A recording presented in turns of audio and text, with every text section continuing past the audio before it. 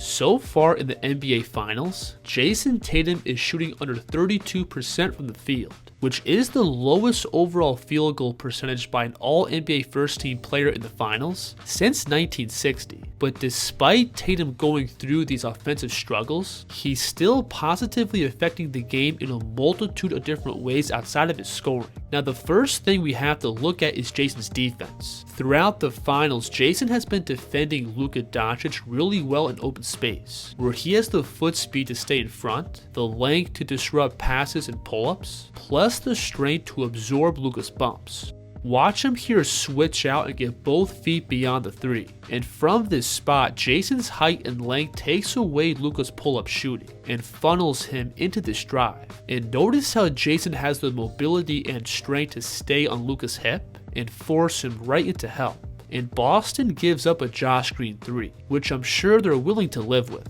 Now it's just Luka and Jayson playing one-on-one. And Doncic is putting some moves together, trying to set up a step back or blow by, but Tatum is able to sit in his stance and keep himself in front. And when Luka drops down into this drive, Tatum has the strength and length to hold his ground.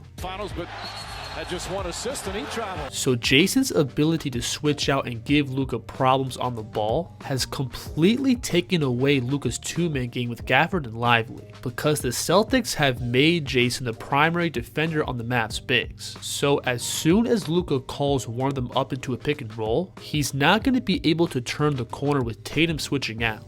Now down low, Jayson may not be the best low post defender, but he is able to hold his ground enough so that it's not a complete mismatch for the Celtics defense. And Jayson also has been pretty effective in scrapping for boards. But on top of Jayson's physicality to match up with Luka and the Mavs centers, he's also got the foot speed to step out and guard Kyrie Irving. And again, because Jayson is such a tall and lengthy perimeter defender, he can afford to guard Irving with a slight cushion. Notice here how much space Tatum is giving Irving off the bounce. And as Kyrie tries to work him down and create space for a pull-up, Tatum can simply hop back to keep himself in front, to then extend up and contest this pull-up. This is also elite isolation defense by Tatum, where again he's giving Irving space off the dribble. So in response, Irving's going to go between and get Tatum to open up his stance. Then he attacks his top foot with his crossover. But watch how quickly Tatum rotates his hips and gets himself back in front of the ball. Then he extends up and uses that reach to contest.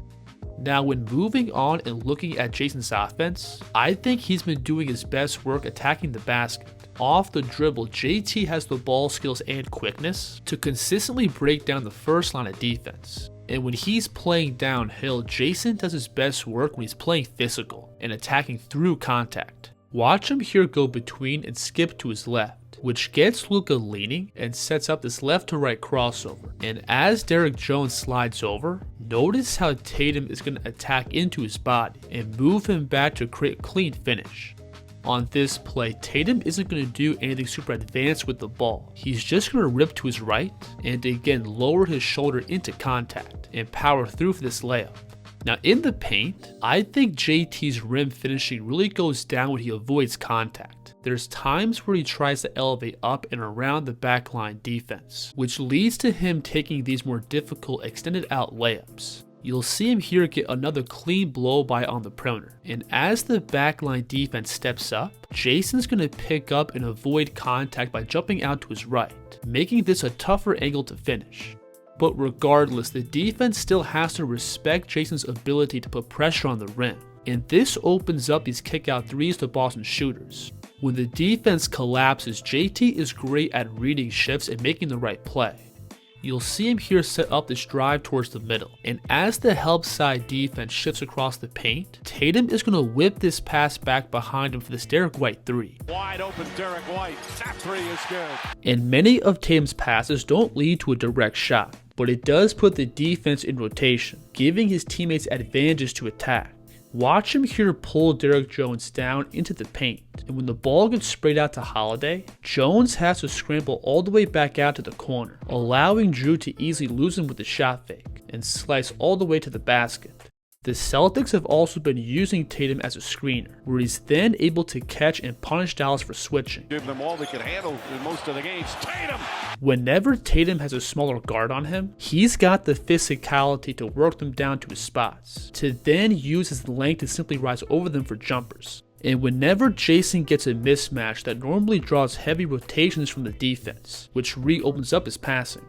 Now, when extending out and looking at Jayson's perimeter scoring, he obviously hasn't shot the ball well from 3. So far in the playoffs, JT is shooting below 30% on both his pull-up and catch and shoot threes. And most of these shots for JT are makeable looks for him, but they just haven't been falling. I think Tatum should for sure let go of any threes that come to him. But at the same time, I think Tatum should lean on his downhill driving, which is what's been primarily working for him throughout this series. There has been many possessions where Tatum has had a mismatch and clear gaps to attack into, but he elects to get into these difficult step back threes. You'll see him here get the switch against Lively, and with both Brown and Horford spotting up, Tatum has all this open space to attack into, plus Lively is stepping up and meeting him on the perimeter. But Jayson again settles for this tough sidestep 3.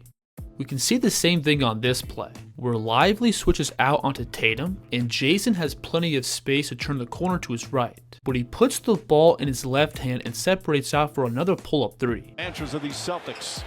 Tatum misses that 3. Now, I don't think Jayson should be proactive with the ball. I think all he has to do is read the game, take what the defense gives him, and constantly be in attack mode. If the defense gives him space from behind the line, pop a pull-up 3.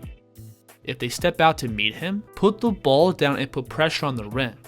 And if the defense throws multiple defenders at him, make the right play. I think Boston's offense is at its best when Jayson is aggressive and also making a simple play with the ball. And the truth is, every great scorer in NBA history has had lengthy stretches of cold shooting, but great players continue to find a way to have an impact on the game. And that's what Jayson Tatum has been doing so far in the finals. If you enjoyed this breakdown, please like and subscribe, and let me know in the comments who the kid should break down next. The kid's here.